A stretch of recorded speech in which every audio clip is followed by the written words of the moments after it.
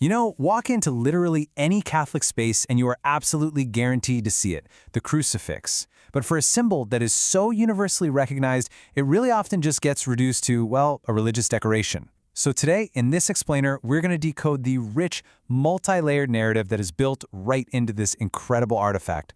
Let's dive in. Here's our roadmap for today.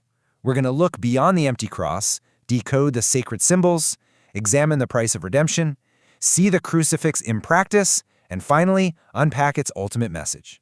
So starting with Section 1, Beyond the Empty Cross, addressing the common misconception. Right off the bat, we've got to address a very common, very direct question that people have. Why keep Jesus on the cross? Shouldn't he be risen? A lot of people, especially outside the Catholic tradition, view this imagery and they think, wait, didn't the story end with a victory? Why are we focusing on the absolute darkest, most painful part of the narrative?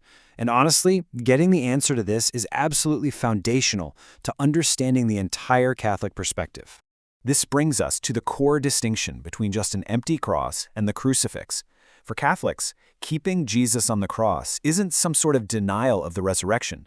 Actually, it's a visual anchor reminding us that the resurrection is completely, inseparably linked to the sacrifice made on Calvary. The theology here insists that the risen Christ is the exact same Jesus who freely gave his life to save the world. You literally cannot have one without the other. So the crucial point to remember is that the overarching message of the crucifix isn't defeat at all. Like Ephesians says right here, the point is to continually proclaim the greatest act of love in human history. Far from being a symbol of a tragic end, the crucifix is fundamentally this massive sign of hope, of forgiveness, salvation, and eternal life. It's an active declaration of a love that was willing to give absolutely everything. All right, Section 2, Decoding the Sacred Symbols, the Posture of Obedience. If you really look at it, the physical posture itself acts like a language. Every detail speaks. The body itself shows a willing offering for redemption. And think about the outstretched arms. They don't just reflect the historical method of crucifixion. They symbolize a love with arms wide open, literally embracing every single person. The bowed head signifies perfect surrender and obedience to the Father, while the fastened feet remind us of the incredibly grueling path he walked to lead humanity back to God. Moving right along to Section 3, the price of redemption, the instruments of suffering. Now, the crucifix doesn't hide from the brutality of the event. Instead, it completely recontextualizes it. The wood cross transforms an ancient instrument of total shame into the ultimate sign of salvation. The nails, they ground the whole image in gritty, physical reality, showing the ultimate price that was paid. And the crown of thorns is this fascinating paradox. It was used as a tool for mockery, but it actually reveals a true, humble, sacrificial kingship. And finally, the wounds remain visible as a lasting promise of healing. You've also probably noticed these 4 letters sitting at the very top of most crucifixes, INRI. That's an acronym for the Latin words Isis Nazarenus Rex Iudiorum, which translates to Jesus of Nazareth, King of the Jews. Now, historically, his executioners slapped that inscription up there as a cruel joke, a mockery.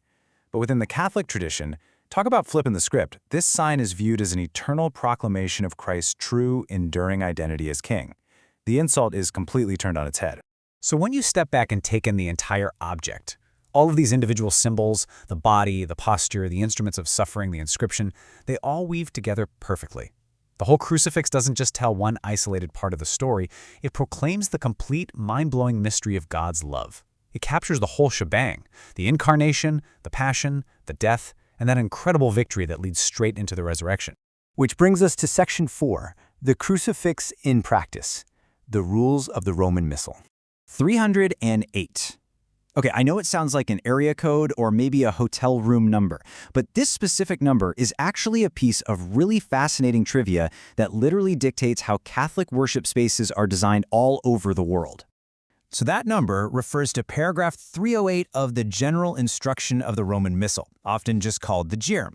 This is basically the master rule book for how Mass is celebrated, and Jerem 308 mandates that a crucifix, specifically one with the figure of Christ crucified on it, absolutely must be present on or near the altar, and it has to be clearly visible to the faithful during Mass. Why does this matter so much? Because the Church wants to ensure there is a constant visual reminder of Christ's saving sacrifice, which Catholics believe is made sacramentally present right there in the Eucharist. So yeah, it's not just an interior design suggestion, it's a strict structural requirement for worship. And finally, Section 5. The ultimate message. What the crucifix teaches us today. Honestly, this right here is the biggest theological takeaway from the text. The crucifix grounds faith in absolute reality.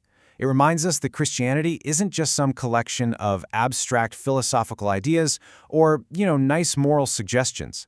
It is centered entirely on a person who loved humanity so deeply and so completely that he was willing to endure this tangible, grueling physical act of sacrifice.